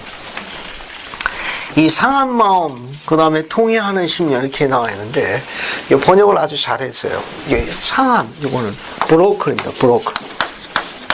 깨진 거예요. 산산 조각난 거예요. 산산 조각난, 부서진, 깨진 그런 거예요. 이 말은 뭐냐면 마음이 broken, 그냥 표현을 아주 낮게 쓰면 박살난 거예요. 이 말은 뭐냐면 아무 죄도 없고 연고 없는 주님께서 우리를 위해서 대신 죄값을 치르시고 고통을 겪으신 것을 생각하니까 내 마음이 찢어지는 거예요. 산산조각 나는 거예요. 주님의 속죄를 인식할 때 오는 과정입니다. 상한 마음은 속죄와 관련이 있어요. 속죄에 인지하지 못하면 마음이 상할 게 아무것도 없어. 짜증나. 아주 싫어. 그러니까 broken heart, 이제 상한 마음은 어디서 오는가 하면은 괘씸한 그 사람의 하나의 표징이에요. 그가 생활이 바뀌려면, 괘씸하려면 상한 마음을 갖지 않는 한 괘씸으로 안 이루어지면 회개가 이루어지질 않는 거예요. 그냥 회개가 이루어지려면, 사람이 바뀌려면 그리스도의 속죄에 접근해야 합니다. 아무 죄가 없는 바로 그분께서 나 때문에, 내 죄로 인해서 그분이 십자가에 달려 고통을 겪으셨다는 그 생각이, 우리 마음이 거기 인지될 적에, 접지될 적에 내 마음이 산산조각 나는 거예요. 정말 선하신 분이 정말 그런 고통을 겪으셨구나. 그때 마음이 찢어지는 거예요. 산산조각 나는 거예요. 그런 마음을 broken heart라고 해요. 상한 마음이라고. 즉 그리스도의 속죄를, 이 상한 마음은 그리스도의 속죄를 인식하는 경험에서 오는 거예요. 경험에서 비로소. 그게 상한 마음입니다. 이 상한 마음을 가져야만 어떻게 되는가? 이걸 인식해야만 회개로 인도되어지고, 회개 과정으로 인도되어집니다. 그래서 통회하는 심령은 뭐냐면은, 통회하는 건 자기 자신의 회개와 개심 과정과 관련이 있어요.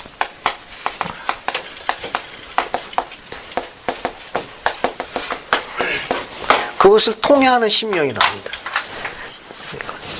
통회하는 심령은 자기 자신의 회개와 개심 과정과 관련이 있어요. 그리스도의 속죄를 인식해가지고 느끼는 경험과 관련이 있는 건 상한 마음. 정리됐죠? 한 번만 설명 잘 들으면 이 단어가 굉장히 재미있는 단어예요. 그러니까 상한 마음을 가져야만 개심으로 이어진 회개를 할 수 있고 그 사람의 영을 지니는 거예요. 이 두 가지가 아니고서는 사람이 거듭나지 못합니다. 그냥 무늬만 성도예요. 침례 받아가지고 무늬만 성도라고. 한 번도 그리스도 속죄에 대해서 찢어진 마음을 가져본 일이 없는 자예요. 그러니까 생활이 안 바뀌는 거예요. 그 마음을 갖게 되게 되면 통회하게 되어 있습니다. 생활을 바뀌게 되어 있어요.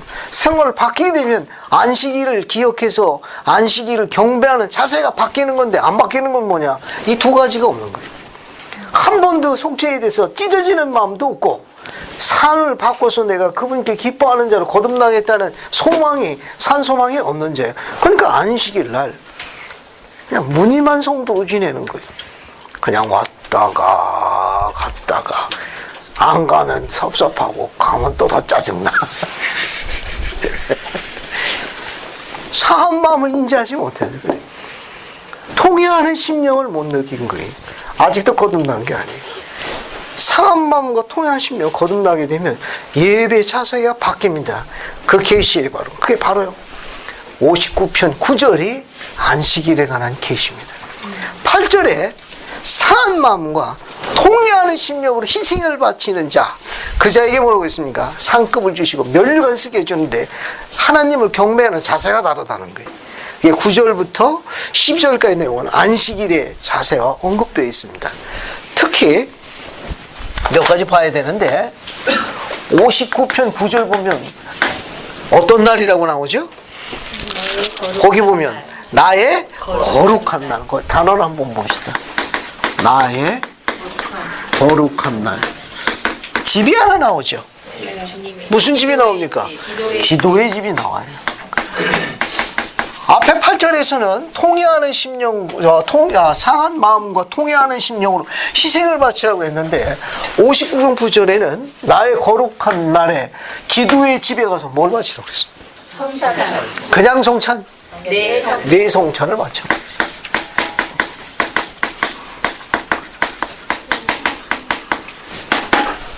59편 12절에 나의 거룩한 날이 나오는데 12절에는 또 어떤 날이 나와요? 주의 날. 주일에 나와요.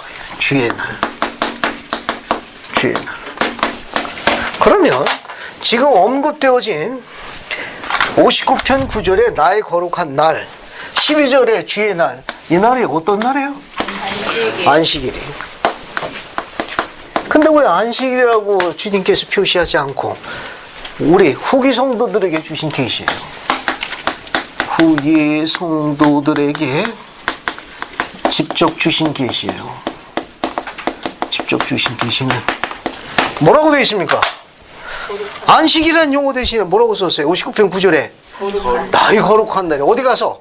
기도의 집에 가서 뭐하라고 그랬어요? 네, 성찬 맞추라고 그랬어요. 12절에는 무슨 날이라고 되어 있습니까? 주의 날. 주의 날이라고 그러죠. 왜 안식이라는 용어를 안 쓰셨죠? 왜 나의 거룩한 날? 그럼 12절에는 주의 날로 쓰셨습니까? 온전한 성찬은 신권이. 백형제. 그 신권 성찬 바쳐야 되는데 그것이 주님으로 받은 신권으로 집행되어야만. 고마워. 설명이 길면 맞는 거예요, 다. 이거. 자, 앞에 보세요. 이제 재밌는 설명 하나 해볼게요.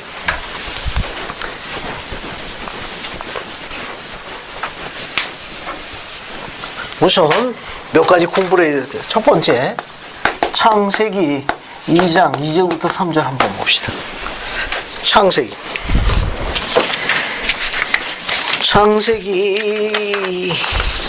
2장 2절부터 3절 같이 보세요. 같이 보세요. 여러분 재밌습니다. 이거 한번 같이 보세요. 창세기 2장 2절부터 3절. 거기 2절 3절 한번 볼게요.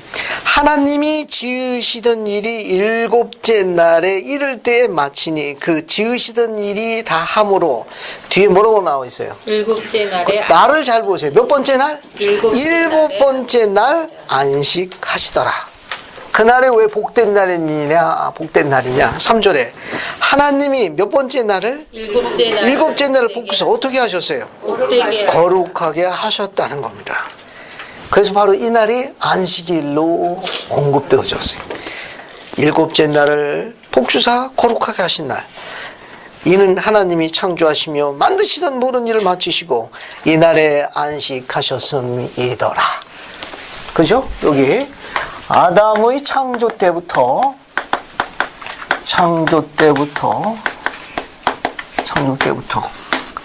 출애굽 이전까지 여기 우리가 주어진 이 내용에 하면 일곱째 날을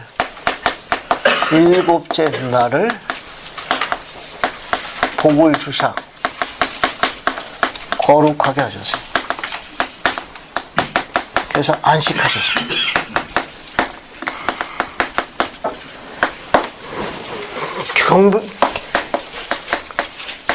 경배의 날이 아니었다는 거예요. 알겠어요? 이 경전의 기록은 경배라는 말이 없어. 이 창세기, 아담의 창조 때부터 출애굽까지 안식일은 그 일곱 번째 날을 주님께서 거룩하게 성별하사 안식하셨다고 되어 있지. 이날 나를 경배하고 섬기라는 내용은 그 뒤에 주어진 사건이에요. 언제? 출애굽 때 주어진 거예요. 그러니까 안식일이 경배의 날로 지정된 것은 출애굽 때 제정된 겁니다. 십계명이 주어졌을 때요. 구체적으로 이야기하면. 두 번째는 언젠가면은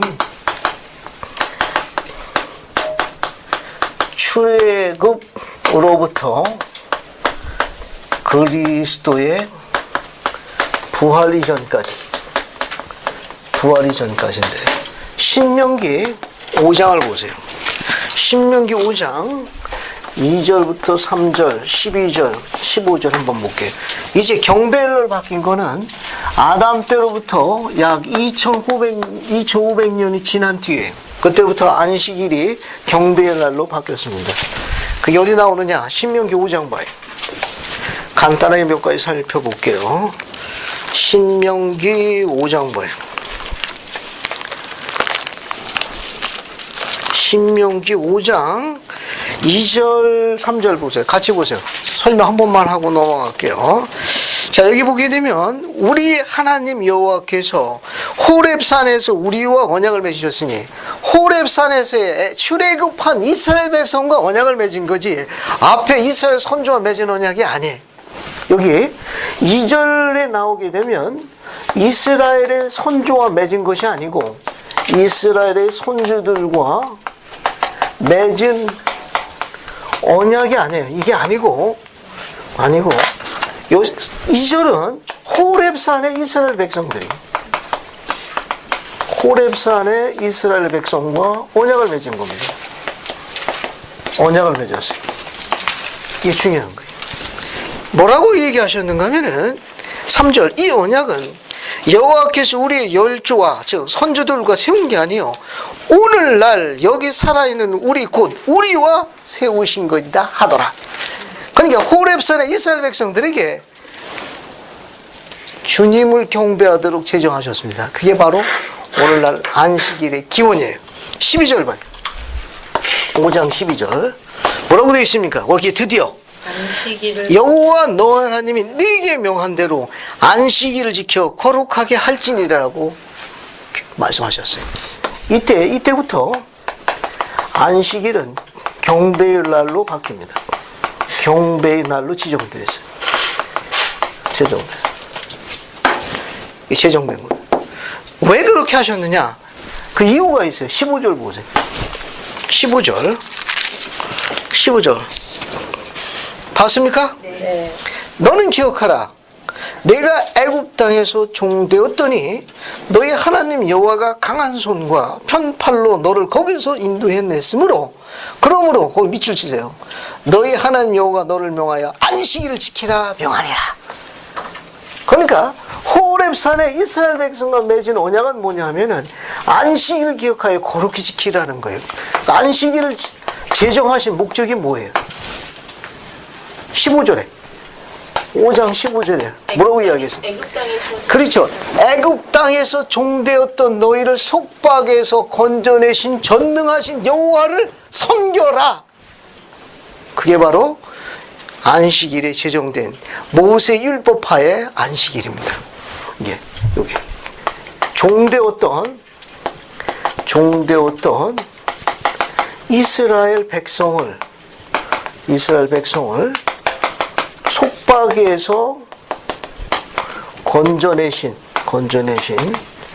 여호와 하나님을 경배하도록 제정하셨습니다. 이게 모세 율법하의 안식일이에요. 출애굽부터 그리스 부활 이전까지는 이 날이 안식으로 되어 있습니다. 앞에 하나 더 보세요. 여기 보면 몇 번째 날을 안식하셨다고 그랬어요? 그러니까 유대인들은 7째 날을 안식일로 지켰다는 거는 왜? 창조주의 7째 날을 복을 주사 거룩하게 하셨으니까. 그리고 출애굽해서 호렙산에서 시내산에서 십계명을 주심으로 인해 가지고 이제 안식일이 경배의 날로 확정됐습니다. 근데 그 날이 몇 번째 날이에요? 7번째 날이에요. 앞에 보세요. 같이. 창조가 며칠 이루어졌어요? 7일.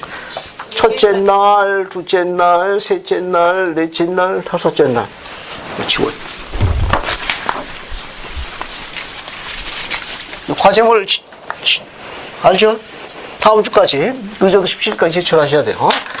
첫째 날, 둘째 날, 셋째 날, 넷째 날, 다섯째 날, 여섯째 날까지 창조가 이루어졌고 그 다음에 7번째 날 뭐 하신 거예요? 이날 안식하신 거예요. 7째 날 이날 안식하신 거예요. 이날을 거룩하게 해서 요 날이 7째 날. 첫째 날 뭘 줬어요? 빛이 있으라 하시죠. 낮. 어둠이 있으니 어둠을 뭐라고 그랬어요? 밤. 하늘에 궁창을 지어줬죠. 이 궁창이 뭐예요? 하늘이라 불렀죠. 흙을 한 곳으로 모아가지고 드러나라 하는 흙을 뭐라고 불렀어요? 땅. 그건 못.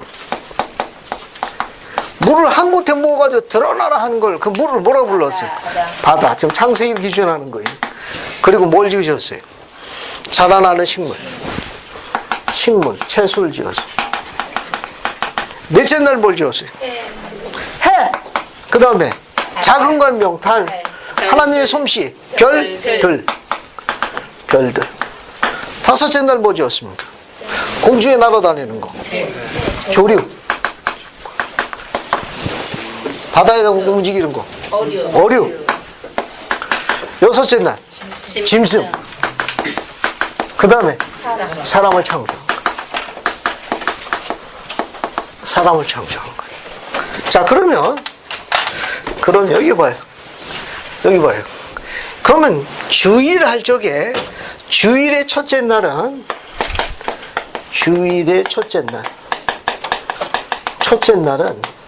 일요일부터 계산하는 거예요. 칼한데 월요일로 계산하는 거 아니에요? 알겠어요? 주의 첫째 날은 일요일이에요. 일요일. 그래서 월, 화, 수, 목, 금. 아, 이거 너무 높이 섰네. 팔 아프네. 너무 높이 섰네. 토. 그러니까 유대인의 저기 주어진 호렙산에서 안식일로 경배를 지정된 날은 일곱 번째 날은 어느 요일에 해당되는 거예요? 토요일에 해당되는. 이것이 유대인의 안식일. 이것은 그리스 부활 이전까지 모세 율법하의 안식일이에요. 그런데 주님은 어느 요일날 돌아가셨어요? 금요일날 돌아가셨어요. 금요일날. 어디 있어요? 여기 금요일날 돌아가셨다가 며칠 만에 부활하셨어요? 금, 토, 그 다음에 일요일날 부활하신 거예요. 그래서 경전에는 유대인의 안식 후 첫날이라고 부른 거예요. 왜냐하면 유대인의 안식이 토요일이거든. 그래서 경전에 안식 후 첫날이라는 것은 오늘날 일요일로 바뀐 거예요. 그래서 여기 보면은 세 번째 뭐가 있는가 하면 초기 사도들 때부터는 안식일이 변경됐어요. 언제 변경됐느냐? 주께서 부활하신 날로 바뀌었어요. 주께서 부활하신 날로 바뀌었어요. 이 부활하신 날을 우리가 뭐라고 그러는가 하면 주의 날. 그래서 이걸 우리가 주일이라고. 알겠어요? 여기 뭐라고 됐어요? 59편 12절에 주의 날. 주이면 뭐가 돼요? 주일이. 풀었으면 주님의 거룩하신 날이에요. 후기 성도들은 네 번째 직접적인 계시로 주어진 거예요. 우리는 이런 성경서에 있는 교리적 배경 말고 계시로 직접 안식일이 바뀐 것을 계시받은 사람들. 어디에? 59편 9절과 12절에 그날 경배하도록 요청했습니다. 요거는 우리가 갖고 있는 그냥 교리적 설명이에요. 샘플로 하나 볼게요. 샘플로. 유대인의 토요일 안식일이 이 오늘날 일요일로 바뀌었어요. 호세아 2장 봐요. 호세아 2장 어디를 보시는가? 11절 한번 봅시다. 호세아 2장 11절 봐요. 우리가 갖고 있는 구약 성경에 호세아서 2장 11절 볼까요? 호세아 2장 11절 1258쪽에 있습니다. 찾았어요? 네. 1258쪽 찾았죠? 네. 거기 보면 뭐라고 나와 있는가 하면 내가 그 모든 희락과 절기와 월삭과 안식일과 모든 명절을 뭐 하겠고?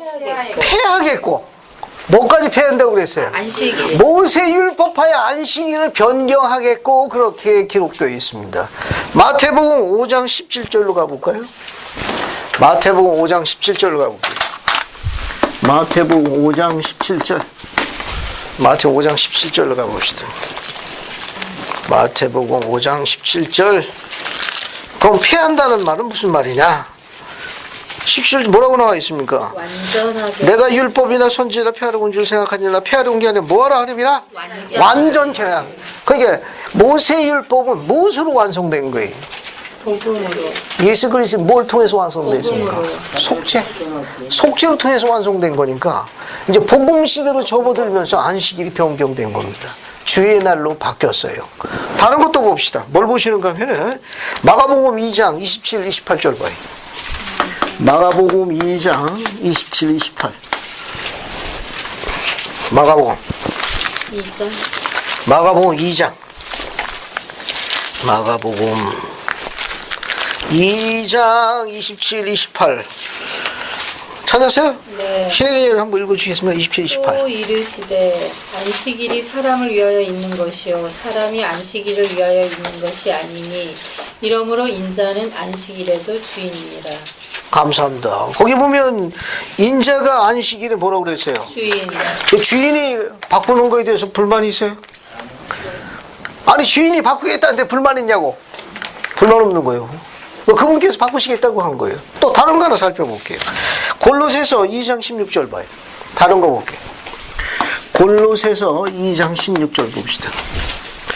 골로새서 2장 16절. 골로새서 2장 16절 보죠. 골로새서 2장 16절 326쪽에 있어요. 찾았습니까? 네. 326쪽. 정상우 형제 한번 찾아 읽어봐요. 그러므로 먹고 마시는 것과 절기나 저 하루나 안식일을 이유로 누구든지 너희를 비판하지 못하게 하라. 감사합니다. 그러니까 바울은 뭐라고 했는가 하면 안식일이 바뀌었기 때문에 유대인들이 시비를 걸었던 거예요. 왜냐하면 유대인들은 토요일날 예배를 받는데 이 기독교인들은 언제 예배 본 겁니까? 안식구 첫날 일요일날 예배를 본 거라. 그래서 시비를 걸었 건데 누구든지 시비를 논하지 못하게 하라. 주일날 보는 게 맞느니라. 유대인들의 안식일을 토요일날 보는 게 아니고 주의 첫째 날 보는 게 맞다. 그거 가지고 그들이 비난하지 못하도록 해라. 그런 거 비난받다고 흔들리지 말아라고 기록을 남긴 거예요. 다른 기록도 봅시다. 사도행전 20장 7절 봐요. 사도행전 20장 7절 봅시다. 사도행전 20장 7절. 몇 가지 보고 정리할게요. 20장 7절. 찾았어요? 네. 거기 뭐라고 나옵니까? 그 주간의 첫날. 안식 후 첫날이죠. 그 유대인의 안식일이 토요일, 그 다음에 첫날이 언제예요? 오늘날? 일요일날 예배를 받습니다. 거기 그렇게 나와 있어요. 또 고린도전서 16장 2절 봐요. 고린도전서 16장 2절 봅시다. 고린도전서 16장 2절. 고린도전 16장 2절. 그럼 뭐라고 나와요? 매주 첫날. 매주일 첫날이라고 나오네. 매주일 over the week first day 일요일날 성찬 취했습니다. 다른 거 하나 볼게. 요한복음 20장 19절. 여기까지 찾아봅시다. 요한복음 20장 19절. 요한복음 20장 19절.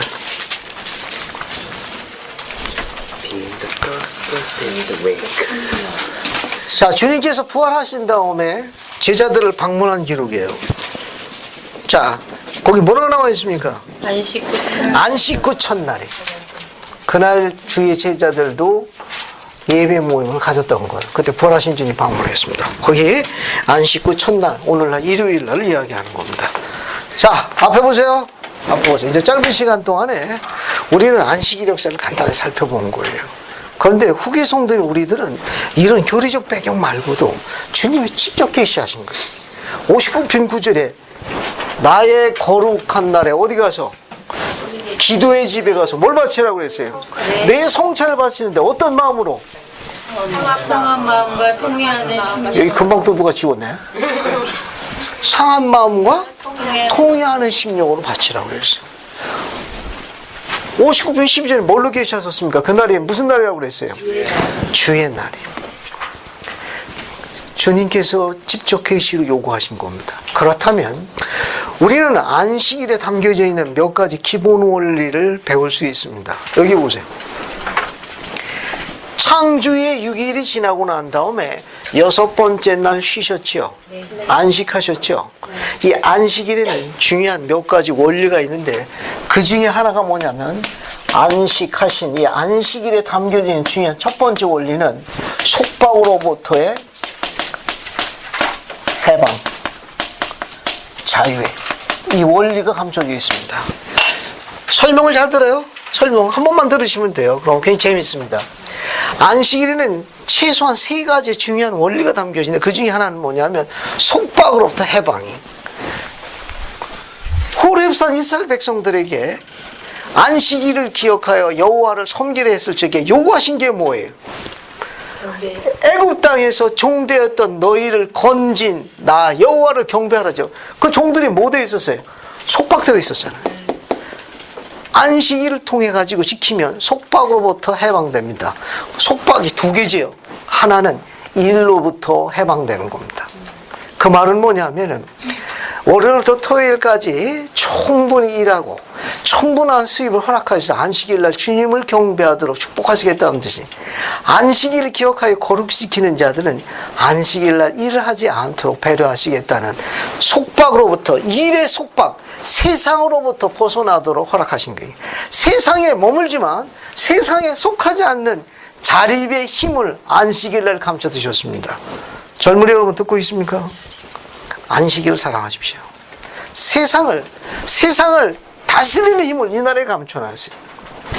종되었던 너희를 구원한 여호와를 섬기라고 요구한 게 안식일의 첫 번째 계명이에요.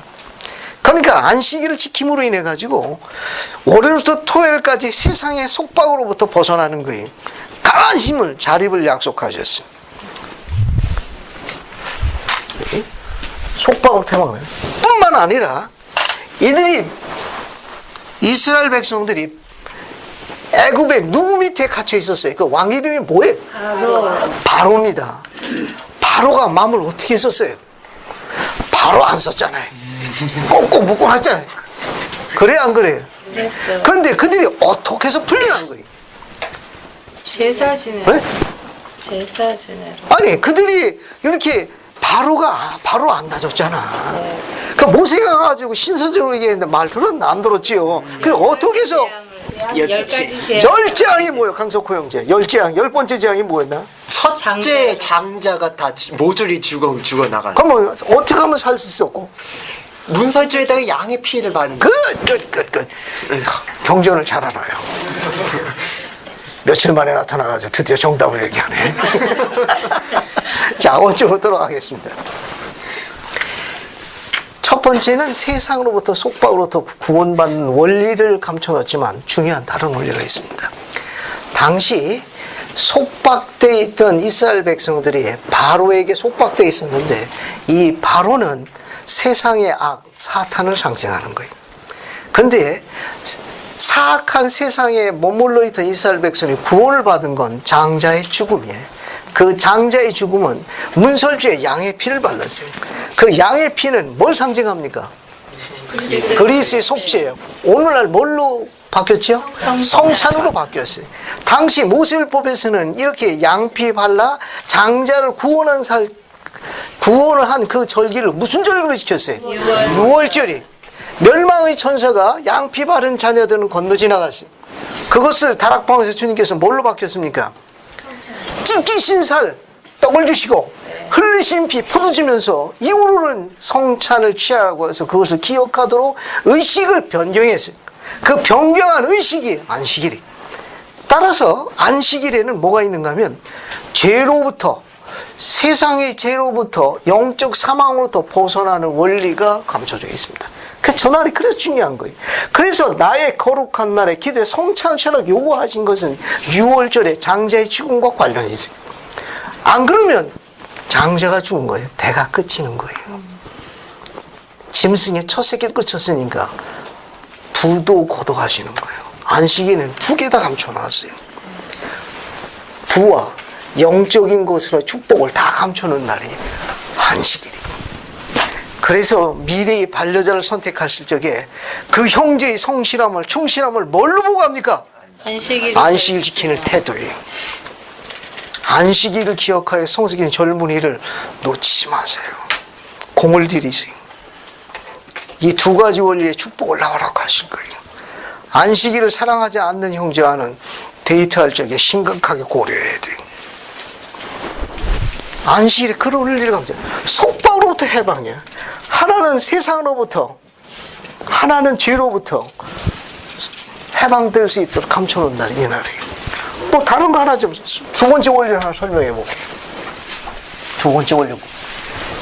여기 보세요. 자,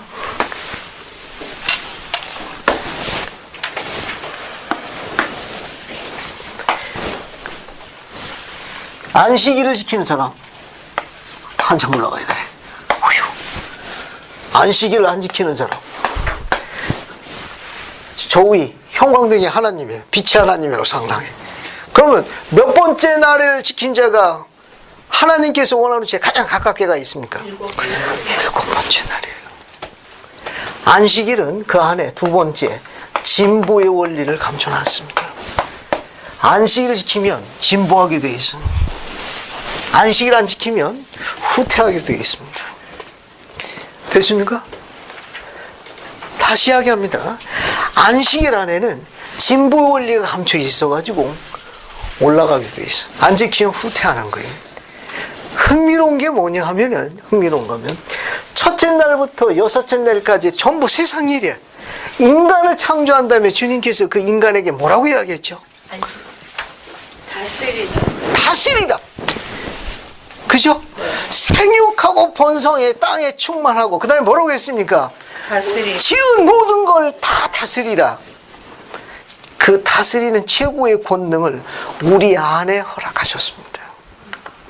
이건 안식일을 지키는 자에게 그 통치권이 불타오르도록 허락하셨어요. 내 세포가 어떻게 될지 아무도 몰라. 그 소망의 하늘의 문을 어떻게 열어서 천사의 손을 들지 아무도 몰라요. 주님은 그 단어를 도미니언이라고 그래서 통치권이라고 그래서 그 통치권을 우리들 마음에다 감춰놨는데, 우리가 상한 마음과 통해하는 심령으로 바칠 적에 그것이 우리를 다스리도록 허락하셨습니다. 그래서 안식일이 중요한 거예요. 안식일을 기억하여 거룩히 지키는 자에게는 여세 동안 이걸 다스리는 권능을 허락했다니까. 우리가 지금 월요일부터 토요일까지 속된 말로 등골이고 뼈가 빠지게 하는 게 뭐예요? 성취감을 누리기 위해서 하는 거 아닌가? 세상을 다스리고 통치하기 위해서 하는 거 아니에요. 근데 주님은 그 핵심적인 통치권을 안식일 날 감춰주셨다는 게 흥미로운 거예요. 주님께서 그걸 그 안에다 감춰놨다니까. 진보의 원리라고 그래요. 현세에서 잘 나가는 것처럼 보이지만 일시적인 현상이니까 너무 그거 가지고 스트레스 빠지지 마십시오. 무기력에 빠지지 마세요. 주님의 율법은 영원한 거예요. 주님이 이야기하셨어요. 그런 자에게는 땅의 좋은 것과 멸류관을 약속하셨습니다. 안식일에는 진보의 원리가 담겨 있어가지고 진보하느냐 후퇴하느냐를 그 안에 감춰놨습니다. 세 번째, 마지막 원리. 세 번째, 성구를 다시 봅시다. 59편 9절 다시 보세요. 59편 9절 봤습니까? 네. 59편 9절 보면, 자, 그리고 자기를 더욱 온전히 지켜. 잘 보세요. 누구를 더욱 온전히 지켜? 자기를 더욱 온전히 지켜. 뭐 하지 아니하도록? 세상에 물든다는 건 뭐에 물들지 않는 겁니까? 더러우며 더러움. 세상의 더러움에 물들지 아니하도록. 어떤 날에? 나의 거룩한 날에 어디 가서? 기도의 집에서 뭘 바치라고 했습니까? 성찬을 바치라고 이야기했습니다. 고대 6월절에서 양피를 바른 집은 멸망의 천사가 어떻게 했죠? 지나갔어요. 지나갔습니다. 우리가 성찬을 취하게 되면 월요일부터 토요일까지 세상에 멸망의 천사가 스쳐 지나가도록 축복하실 거예요. 이 약속은 유효합니다. 하나 더 주님께서 보너스로 감춰두신 게 있어요. 그거 정리해 볼게요. 다시 봐요. 9절만. 다시 보세요. 59편 9절. 바꿔서 읽어봤습니까? 그리고 자기 말고 자기 뒤에다가 거기 자기 뒤에 있죠? 자기. 자기 뒤에다가 요렇게 해가지고 자녀라고 하나 집어넣은 거예요. 삽입 표시해가지고. 삽입 표시해서 자녀라고 하나 연봉 넣으세요. 안 보이게 주님이 감춰놓은 거예요. 안식일을 기억하여 거룩히 지키는 자, 그 자에게 대를 보존하셔야 되는 약속을 감춰놨습니다. 자기의 자녀를 더욱 온전히 지켜 세상에 물들지 아니하도록 주님이 거룩한 약속의 축복을 감춰놓은 게 안식이래요. 됐습니까? 마지막 장 유인물을 봅시다. 마크 피터슨 장로가 대회 때 보고하셨습니다.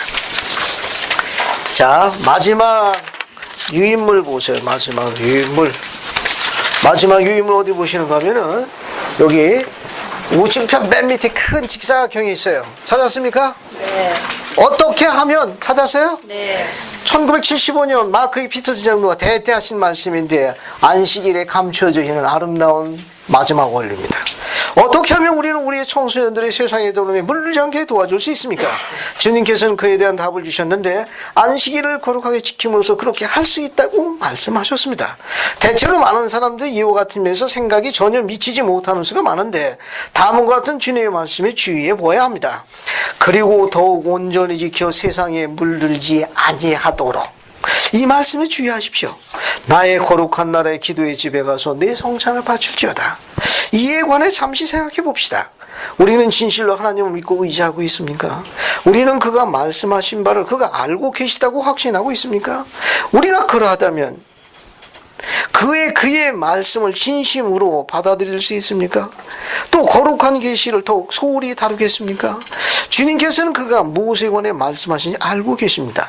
안식일을 지키면 우리가 세상의 더러움에 물들지 않는 데 도움이 됩니다. 마크 피터슨.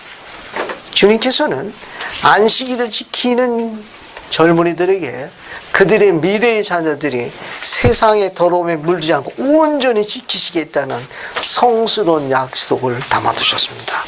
이날이 바로 안식일이에요. 하나님께 가장 높이 올라가는 날, 가장 기쁜 날이에요. 속박에서 벗어나는 날, 세상을 다스리는 통치권을 위임받는 날, 가장 진보하는 날, 지금의 자녀와 미래의 나의 대를 세상으로부터 멸망의 천수도 구원받는 날, 이 날이 주의 날, 주의 거룩한 날입니다. 성찬이 얼마나 아름다운지 이해하시겠습니까? 이 날을 사랑하십시오. 주님께서 이 날을 축복해 주실 거예요. 안식일을 사랑하는 자를 주님께서 품에 안고 계시다고 약속하셨습니다. 그리고 또 유인물 두 번째 장 한번 보고 마칠게요. 여기 좌측편 두 번째 인용문 보세요. 두 번째 인용문. 찾았습니까? 네. 거기까지 하고 마칠게요. 조지 알버트 스미스 회장님은 1935년에 이렇게 이야기했습니다. 나는 인류에게 고통을 주고 그리고 앞으로 계속해서 고통을 줄 슬픔과 절망이 안식일을 거룩하게 지키는 하나님의 권고를 무시한 데서 기인한다는 확신을 갖게 됩니다. 절 보세요. 마지막 정리를 해보겠습니다. 오늘날 우리가 세상을 사는 동안에 겪는 모든 고통과 절망은 안식일을 안 지킬 때에 비롯하는 거예요. 이 안식일을 안 지킬 때 모든 고통과 절망이 그곳에서 옵니다. 영적으로 무감각해지고 선에 대해서 사나워진다는 걸 전합니다. 천하장사도 이를 이길 수가 없다는 걸 전합니다. 주님의 말씀을 경히 다루거나 조롱하지 마세요. 주님은 조롱당하거나 그렇게 대접받으실 분이 아닙니다. 선지자를 통해서 이야기했어요. 안식일을 기억하여 거룩히 지키지 않으면 반드시 대가를 치르는데 고통과 절망으로부터 대가를 치르게 됩니다. 무시하지 마십시오. 영적인 것은 쌓기려거나 무너지는 건 하루아침이고 한번 굳어지게 되면 풀리기가 쉽지 않습니다. 주님은 그것을 풀어쓰는 게 아니라 촛대를 아예 바꾸겠다고 경고하셨습니다. 제 이야기를 잘 들으시고 여러분들이 이 율법을 지키는 데서 양보하지 마세요. 판권을 제가 갖고 있으니까 인용할 땐 제 승인을 받아야 합니다. 소파에 앉으면 저는 총에 맞은 폐잔병처럼 졸다가 떨어지면 다시 올라가는 걸 반복합니다. 아내와 자녀들은 아빠가 왜 저러는지 이해하기 어렵다고 해서 제 취미생활. 앉아가지고 졸다가 꼬꾸라지면 또 올라갑니다. 수없이 반복합니다. 식탁에 앉은 어머니와 한 딸, 그 모녀가 대화를 나누고 있었는데 들어보니까 제 형 보는 거였습니다. 또 그런 소리는 잘 들려 또. 잘 들려. 아내는 딸에게 그렇게 이야기했습니다. 아빠가 얼마나 무드가 없는 사람인지 쉬는 초에 엄마한테 이런 얘기했단다. 네 생각은 어떠냐? 맞아요 엄마. 아빠는 너무 무디고 너무 그런 거에 대해서 무드를 몰라요. 그 내용이 뭔가 하고 전 그런 기억이 없습니다. 벌써 30년, 5년이 넘은 얘기니까 그런 얘기야. 지금도 오삼이사한데 또 그렇다고 그러니까 지금도 왔다 갔다 하는데 저는 결백합니다. 이걸. 내용은 이런 내용이었어요. 아빠가 엄마 보고 그러더라. 이제 나하고 같이 복음 가운데서 하나님을 섬기고 살아가는데 자기가 싫어하는 게 딱 두 가지가 있는데 그 두 가지만 잘 껴있으면 나머지는 자기가 다 지고 간다고 그러더라. 그 중에 하나가 뭐냐 하면은 혹시 당신이 몸이 아프고 아주 그렇게 몸이 굉장히 아프고 하면은 엄마는 아빠가 길수만 있으면 겨설에도 그날의 안식일은 교회 와서 예배 보라 아빠가 그렇게 얘기하는 줄 알아서. 근데 말은 끝까지 들어봐야 돼. 근데 아빠 얘기는 길수만 있으면 교회 와서 예배 보라는 게 아니라 아파도 하늘이 갈라지고 땅이 죽여서 죽어도 교회 와서 죽으라고 그렇게 얘기했다네. 저는 그런 얘기 한 일이 없는데 제 아내는 제 딸에게 그렇게 이야기하더라고. 네 아빠가 얼마나 무지막지하고 정이 없는 사람인지 네가 알겠냐? 아니 기어설에도 있으면 와서 예배를 보라는 게 맞지. 죽어도 교회 와서 죽어. 그렇게 요구했답니다. 두 번째는 아이가 하나가 될지 둘이가 될지 셋이 될지 잘 모르지만 아이 수에 관계없이 절대로 안식에 성찬식에 넣지 마라. 내가 제일 싫어하는 것이다. 요 두 가지만 해주면 나머지는 내가 다 지고 가마. 그것도 쉬는 초에 낭만은 무슨 낭만이야. 그날 아주 영이 다 따랐다. 아내는 그렇게 딸에게 이야기했습니다. 그 이야기를 들으면서 제 실수를 금치 못했는데 듣고 보니 또 했던 것도 같아요. 또 오래전의 이야기입니다. 그때는 지금도 마찬가지. 제가 갖고 있는 개인적인 규칙입니다. 저는 그동안 그분을 섬기겠다고 성향을 맺은 이유로 제 개인적인 사사로운 이유 때문에 안식일을 사사로 여긴 기억이 별로 없습니다. 처가가 공주에 거기서 명절을 지내도 교회가 없으면 교회가 없는 당시였기 때문에 그 와드 성찬식에 참석하기 위해서 새벽 3시에 일어나 엑셀을 밟고 올라와서 회원 중에 제일 일찍 성찬식에 참석하는 가족이었습니다. 때로는 내비게이션이 없어가지고 길을 잊어가지고 산속에 들어가서 길을 헤맸는데 그 시간이 새벽 4시 44분이었어요. 마침 지나가는 차가 있어서 그 차에 인도를 받아가지고 다시 서울로 올라왔지만 그래도 성찬식에 늦지 않았습니다. 내 사전에 그런 거 없습니다. 우리 자녀들도 마찬가지. 개인적인 규칙인데 여러분한테 요구하는 건 아니에요. 하지만 저는 그분을 압니다. 여러분들도 지금 저를 보고 있는 것처럼 세상에 내 외모와 가지고 할 게 뭐가 있습니까? 아무것도. 세상에서 조롱받기 딱 싫은 작은 최신의 나를 튼튼한 붙박이를 만드신 분이 바로 그분이에요. 내가 그분을 알기 전까지는 세상에 천덕꾸러였습니다. 아무도 눈길 안 줬어요. 내가 위로받은 가장 좋은 날은 그날뿐이 없었어요. 그날 마음껏 찬송하고 그날 하루 종일 있어도 아무도 뚫지 않은 그날이 내 영원한 아버지에게 아니에는 가장 좋은 날이었어요. 육신의 부모 말고도 하늘의 부모가 있다는 사실이 얼마나 기쁘는지 모릅니다. 그 20살짜리 그 어린 것이 하루 종일 예배를 그분의 전에서 살았어요. 진정한 의미에 있어서 내 본향의 아버지께 돌아갈 수 있는 그날이 내게 가장 행복했던 날이에요. 그런 날을 어떻게 함부로 사사히 다룹니까? 있을 수 없는 일이에요. 내가 가진 모든 것의 축복의 근원이 바로 그분인데 내가 어찌 사사히 그것을 움직입니까? 내 사전에는 없어요. 물론 내 아들과 딸이 바뀔 수도 있지만 적어도 내가 살아있는 한은 그는 허용되지 않습니다. 나는 우리 아이들한테도 이야기했어요. 아빠의 모든 것은 여호와께서 주신 것이니 여호와께서 원하신 대로 안 하면 입지도 말고 먹지도 말고 내 집에서 나가라고 요구한 사람이, 그러니까 쉬는 초에 교회 와서 죽으라고 이야기하지요. 끔찍한 얘기지만 여러분 그렇게 하시면 안 됩니다. 여러분 그렇게 하면 안 돼요. 하지만 나는 그분의 축복을 이해하고 있는 사람이, 그래서 성찬식에 늦지 말라고 이야기한 것 중에 하나는 주신 복이 워낙 크시기 때문에요. 이 작은 사람을 통해 가지고 가문에 수없이 많은 사람이 제게 걸려 있습니다. 전부 그분이 주신 권능이에요. 그분이 주신 능력이고, 그런 분을 내가 어찌 그분을 찬양 안 할 수 있겠는가. 여러분은 저보다 큽니다. 손도 크고 발도 크고 또 인물도 좋고, 그러면 나보다 더 잘할 수 있을 거예요. 나보다 신을 더 경배할 수 있을 거예요. 죽으림을 다해서 전능자를 기억해서 안식일 사랑하십시오. 나머지는 주님께서 다 지고 가실 거예요. 그래서 그분이 십자가를 지신 거고, 그것을 생각하니 내 마음이 찢어지는 마음을 가져야 합니다. 그것을 인식해가지고 주 닮은 자가 되기 위해서 통회하는 마음으로 겸손하게 주 앞에 덕과 거룩함으로 살아 아내와 자녀를 보존함이 마땅한 일입니다.